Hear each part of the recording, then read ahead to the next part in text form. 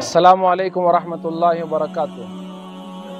जैसा कि हम सब अच्छी तरह जानते हैं, all India Muslim personal law board पूरे मुल्क में तमाम मुसलमानों के इत्तेहाद व इत्तेफाक के कोशिश में हमेशा लगा रहता है और हर साल उसका एक इजलास आलीशान पैमाने पर मुल्की सतह पर मुनाकिद होता है।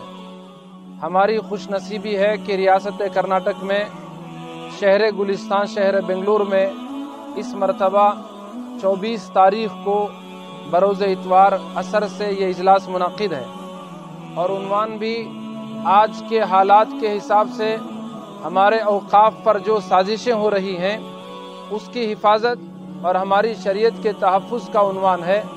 पूरे मुल्क के तूल व अर्ज़ से हमारे अकाबिर उलमा, तमाम मसलक और तमाम मकतब फ़िक्र के दानिशवरान और उलमा इसमें क़ियादत करेंगे।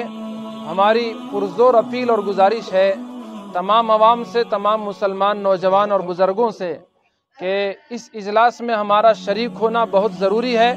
आप तमाम से अदब के साथ गुजारिश है कि आप अपने कामों को आगे पीछे कर ज़रूर इस इजलास में शरीक हों और आज के हालात और माहौल से वाकिफ़ हों।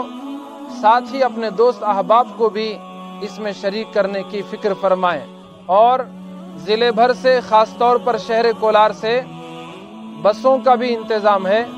जिन अहबाब के पास अपनी ख़ुद की सवारियां नहीं हैं, आपके लिए सहूलत है कि आप अपनी मस्जिद के करीब किसी न किसी पॉइंट से बस निकलती है ज़ोहर की नमाज के फ़ौरन बाद 2 बजे से पहले, तो इसलिए इतवार को आप ज़ोहर से पहले ही खाने से फारिग होकर आप ज़ोहर की नमाज़ पढ़कर फ़ौरन बस में सवार हो जाएं। आपको ईदगाह कुद्दूस साहब पहुंचाया जाएगा और वहां जलसे के इख्तिताम पर फिर दोबारा आपको बसों का इंतज़ाम होगा।